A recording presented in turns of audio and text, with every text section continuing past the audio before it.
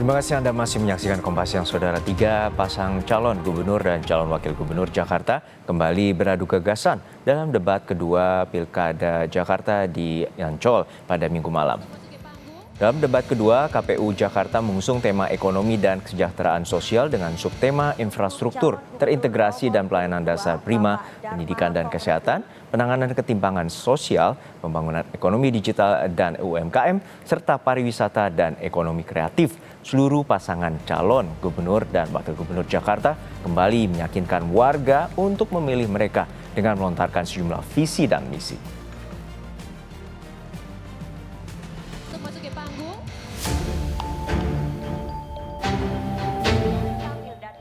Debat kedua Pilkada Jakarta usai digelar.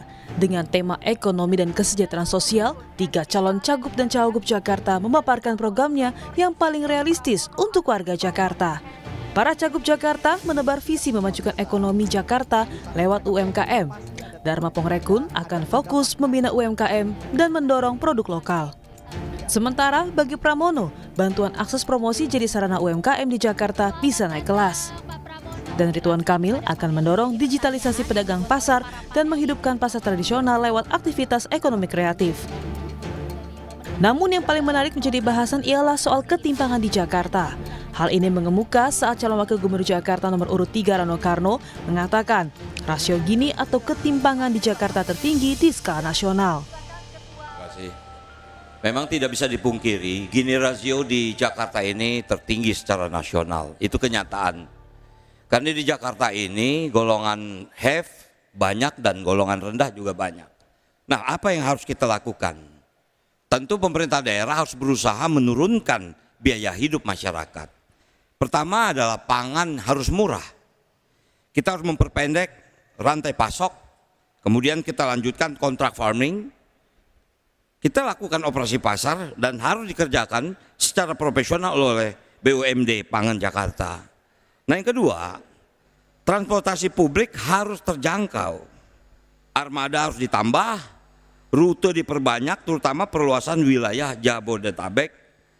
Kemudian waktu tunggu harus dipangkas, Transjabodetabek dan Transjakarta ini. Kemudian akses pendidikan harus gratis, KJP, KJMU harus kita utamakan.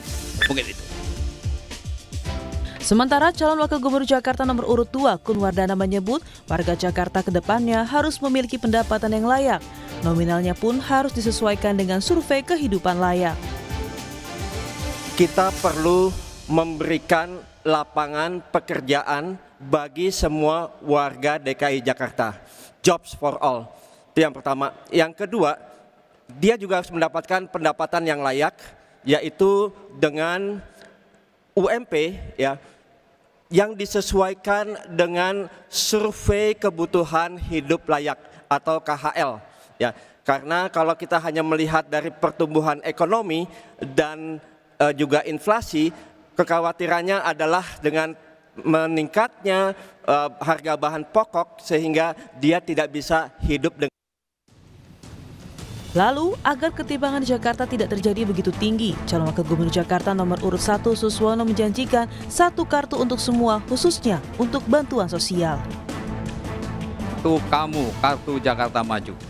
Kartu kamu adalah kartu yang akan menggabungkan seluruh kartu-kartu yang bagus-bagus di masa Pak Anies akan kita teruskan, bahkan kita akan tambah dengan kartu yatim dan kartu pelayan rumah ibadah. Kami akan berikan bansos yang tepat sasaran, karena saat ini banyak setelah kami berdiskusi dengan mereka, mereka banyak yang mengeluh. Saya bertemu dengan Ibu Halimah di Cideng, bahwa dia selama ini sudah 20 tahun di Jakarta, tapi tidak punya kartu penduduk sehingga dia tidak menikmati bantuan-bantuan tersebut. Debat terakhir Pilkada Jakarta akan digelar pada 17 November mendatang. Publik pun bersiap memilih pasangan yang paling realistis untuk program warga Jakarta. Tim Liputan Kompas TV.